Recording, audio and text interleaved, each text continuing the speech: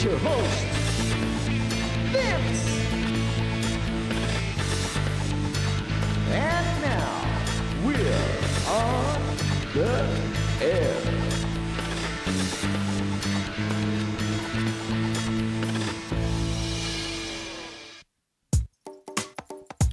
All right, VI people, party people, how you guys doing? I'm Vince, this is the VIPodcast, and I would imagine maybe a couple of new listeners, so welcome also to the show.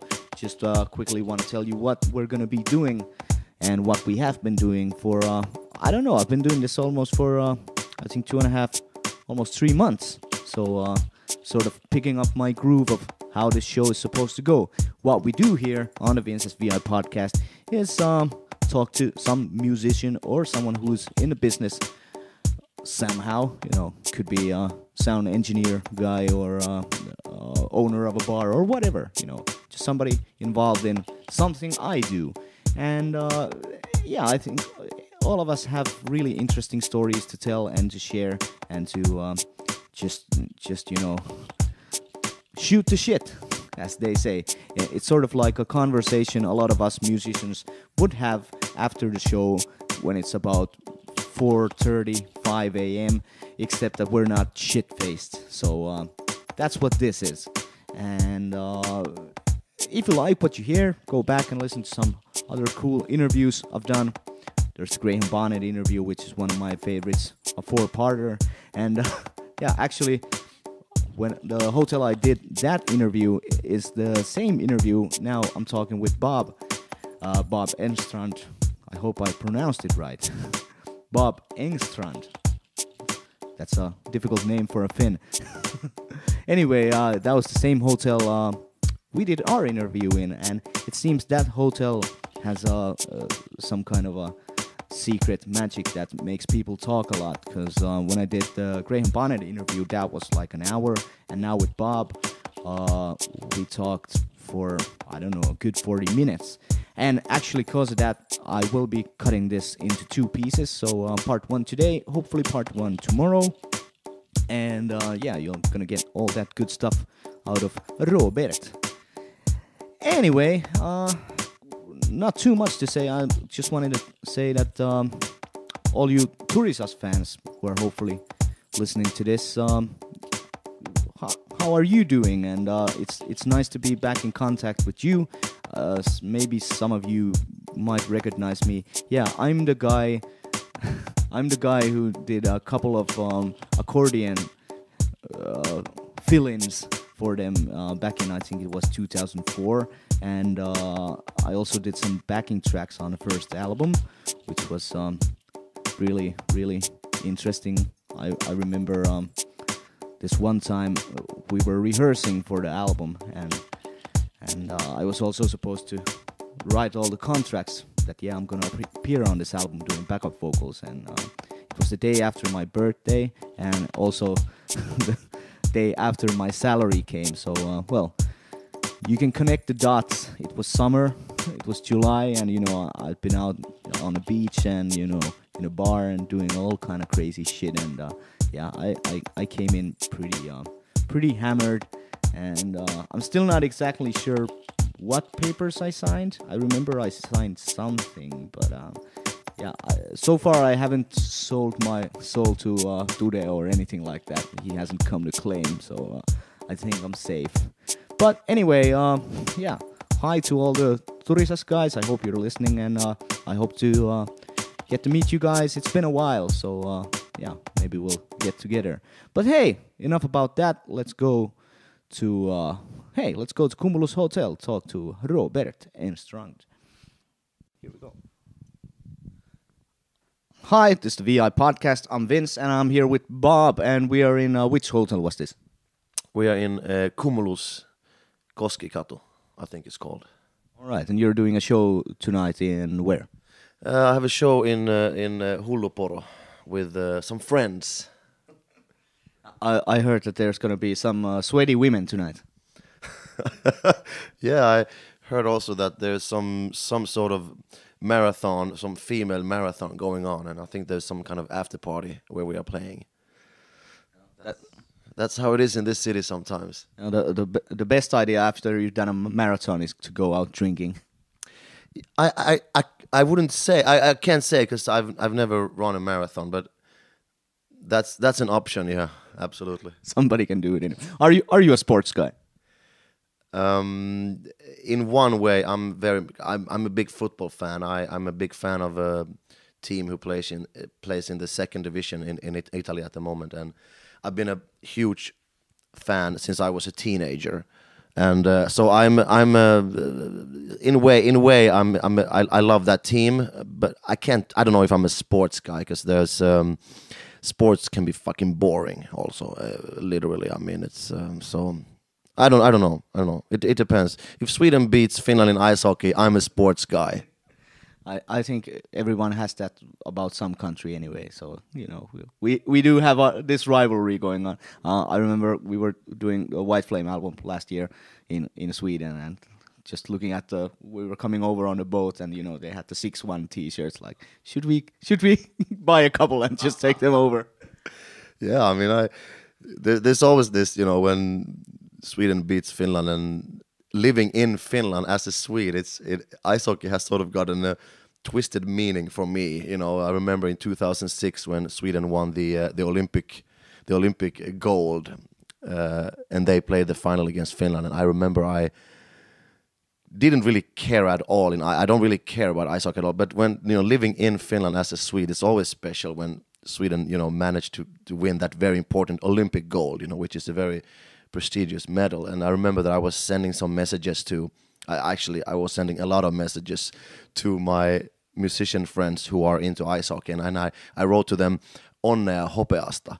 And I remember that I got many angry responses, but then 5 years later they got their revenge. When last year Finland won, my inbox got so full that my phone freezed. Actually, I had to reboot my phone for that and just keep on deleting everything coming in. So, but revenge is beautiful, isn't it? I mean, definitely. So how is the dynamic? Because you do a lot of shows here in Finland and you're in a lot of bands. So how is sort of the dynamic being sort of, everybody knows you, you've been around a long time, but you're sort of an outsider looking in. Yeah, and that's a sort of very beautiful thing of being a foreigner in a country. I mean, I've lived here for 8 years, so in one way I don't feel like a foreigner because I sort of I see myself living here for the rest of my life. But it's also sort of nice to be that sort of that Swedish guy who lives in this country, like why and how and who, and so it's sort of I have to admit that it's sort of nice to be that a little bit special guy. In maybe it has both good and bad sides, but I don't know. I like it here, and I when I came to Finland, I was very much open-minded to what this country would give to me, and I think that those Finnish people that I have met here, they respect that very much. That I don't, some people might come to this country as hey, I'm from Sweden, come on, Sweden, we have ABBA, Roxette, Finnish people don't know anything. I mean, if you come here like that, you get your balls chopped off. So I knew that hey, I'm gonna learn the history about this country and get into the music scene as much as I can with an open mind, and it has given me great. It's a great country, great Finnish people out there. I love you guys. Great Jallu, which that's probably the best part. Yeah, and the interesting thing is that my father was visiting here in Finland for the first time for him in Finland just a couple of weeks ago, and we were sitting in a bar in Kallio where I live, and I had almost an hour of preparing him for this Jallo shot that I bought for him, because I was telling him about this Jallo, because I had my first Jallo on my first gig here in Finland in Tahkovuori. And I remember that guitar player, Jaakko Kääriäinen, asked me that, hey, have you ever tasted Jallo? And I was like, what is that? Okay, it's something that musicians drink, blah, blah, blah, all that stuff. So I gave that to my father, 8 years later. It was very fun. But he wasn't so impressed of the drink, I have to say. But who is, in reality, I mean. Yeah, it's probably more the surrounding where you come across to it. I do remember also, giving it to some foreigners, and it's more like because you've already been drinking for 3 hours, and then it comes, so it's probably is the heat of the moment more than anything.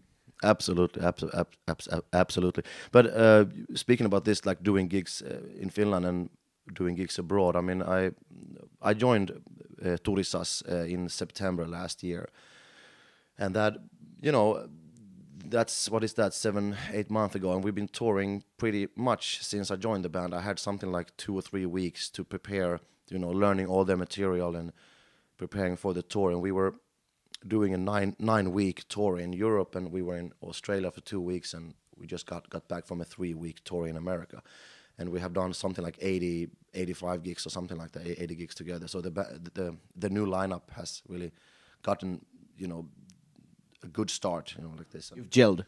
Yeah, absolutely. Because we have a new bass player, and he joined same time as me, and and now this summer I think we have 1 or 2 festival gigs only, and we're gonna prepare to work on the band's 4th album. And that's also because I still see myself sort of as a freelancer, even though I'm a member of the band now, because in between these tours, I can do what I have done since I came here, freelancing and doing gigs with bands and artists and whoever decides to call me. And that's have worked out really well since I joined that band, that I could go to America for a while and then come back and do gigs in between. And that's the variation that is the best thing about this job, actually. I think many freelance musicians will agree with me with that. Like, you change location, you change the material, you change the people you work with. That's the beauty of this job. Yeah. How did you sort of end up? Did you used to be in a band like when you were in Sweden, or have you always been in this freelance state of mind? Well, I was studying music both in the in high school and in university for 4 years. So I graduated from university when back in end of the 90s, 99. So I've been sort of doing the same thing in Sweden as I am doing here.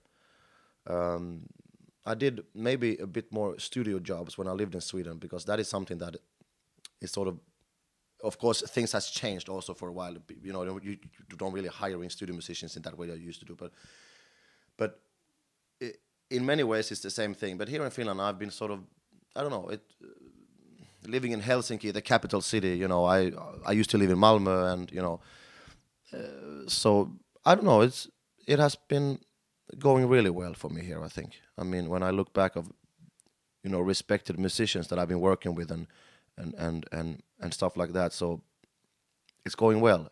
And I played in Dingo for 4 years, and now when I joined Turisas, this was a great thing for me to, sometimes it's good to close doors to open new ones, and the Turisas guys are really nice guys to work with, and I really feel home in that band already. And touring abroad is always great, it's a special thing. But then again, coming back to Finland and doing any kind of cover gigs or whatever, back to basic, is really fucking great. I really like that down to earth thing, and especially here in Tampere, it's like it's really relaxed feeling here. I mean, I know that many musicians in Tampere sort of disagrees with a lot of Helsinki attitude, but for me as a Swede, every city is a Finnish city. So for me it's like Helsinki, Turku, Tampere, they all go together, as but Helsinki, I love the city. I spent 8 years there, and it's a small city for me. I don't really see an attitude of, I mean, every city has their own attitude, I think, so, but yeah, that's how it is. Yeah. I think the big thing sort of about Tampere is that this actually is run by musicians, all the gig places, and there's always like there is a musician behind the scene, like and it's like grown men are still kids, because we just get to do whatever, and then at least for me, like going to, let's say, Jyväskylä, it's more like, okay, we're here on on a job, like, even though we still after the show do whatever, but sort of being there, it's sort of okay, now we gotta really focus. Here we just gigs in 20 minutes, hey, let's go to Henkka for Jallu or something like that. That sort of symbolizes probably this city, because this city has a very special feeling to it. Absolutely. I mean, just what you said about this, a lot of the bars that have live bands here are run by people who are in the business, and Even if they're not musicians, they're sort of somehow done something around it anyway. so it's a very relaxed feeling here. It's far from serious and pretentious, here in Tampere. It's completely opposite. But I think that most Helsinki musicians that I know who comes to Tampere, they love this city, because the sort of that the criticism mostly comes from Tampere to cities like Turku and Helsinki, but people in Helsinki always speaks good about Tampere in that way. You can go to a bar in Tampere and everybody has makeup and they are like rock stars. It's great. I mean, and I also know that the Tampere musician scene has a very strong and very proud circle here, and maybe it's sometimes it can be difficult to get into that. But for me, maybe it's because I'm a foreigner even, but I felt very home when I'm here, and I've met great players here in Tampere, and they respect me, and it's nice to come here. So I somehow sneaked into this circle here as well, and it's really fun. I mean, whenever I have time to come here, I always enjoy it.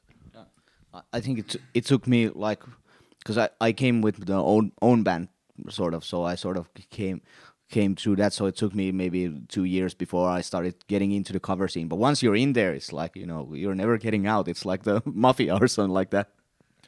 I agree. All right. Going back to the Turisas thing, and you're making a new album soon.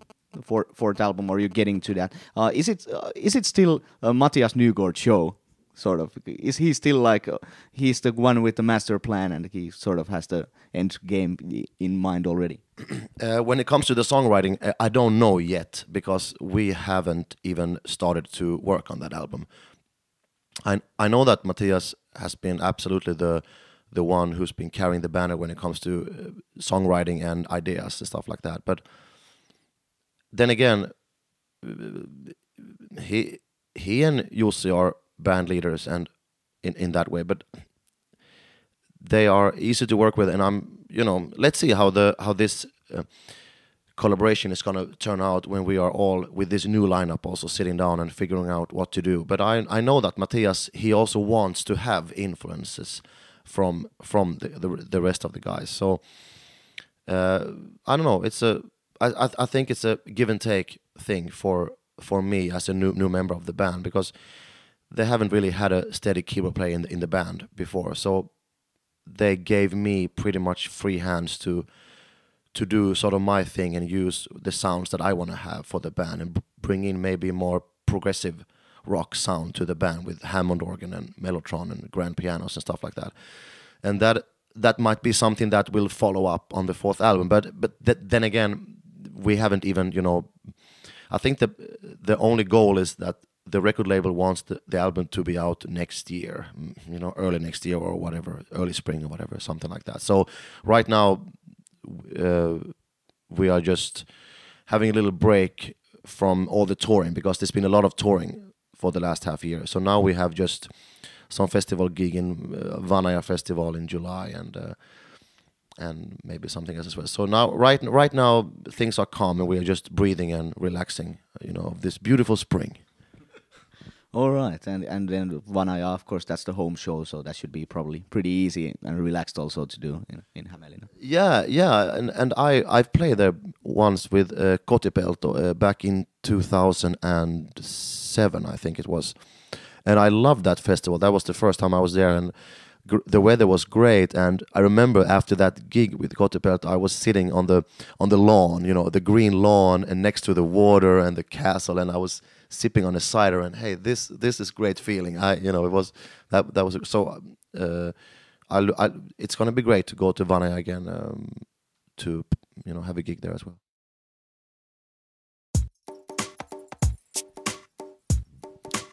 Okay, that was part 1, and part 2, not part 1 again. Part 2 will be coming out hopefully tomorrow. I'm pretty sure tomorrow. Yeah, let's make it tomorrow on Tuesday on the 29th. So yeah, be sure to check that out also. And hey, I don't have a lot of things to plug this week because this week I'm mostly doing new songs and doing some rehearsals for the new band I got going on with Matau Mikoyan and Jimmy and Ano, and also trying to figure some studio dates for that stuff out as well. Plus, big news on the Whit Flame front. So that's gonna keep me busy because on Thursday, and really I just want to emphasize on this, and maybe I can talk a little bit more about this tomorrow. But on Thursday, we're gonna release a new single. And how long has that been? And not a leftover single, not anything like that, like an actual new song from Whit Flame from the upcoming album. And that's exciting. Hopefully somebody is excited about that. I know I am. And I'm gonna talk about that a bit more tomorrow. So stay tuned for that. And well, other than that, I only have Saturday to plug, really. And so if you're in Tampere around 6, I'm actually gonna be opening the Roof is on Fire, which is down at Jack the Rooster, and it's the show we do on the roof of Jack the Rooster, and it's really awesome. You can hear acoustic music to the Koskipuisto area, and to all the Tammerkoski. The water takes it really far. So even if you're not at Rooster, you can still hear it. But hey, of course, come there, and it's sponsored by Soul. So hey, come on down for a shot of Soul, or take a whole bottle. Why not? And hey, if you're in Seinäjoki later that evening, come and see me at Vanha Mestari. I'll be doing a solo acoustic gig there. So that's what I got for you this time. See you tomorrow.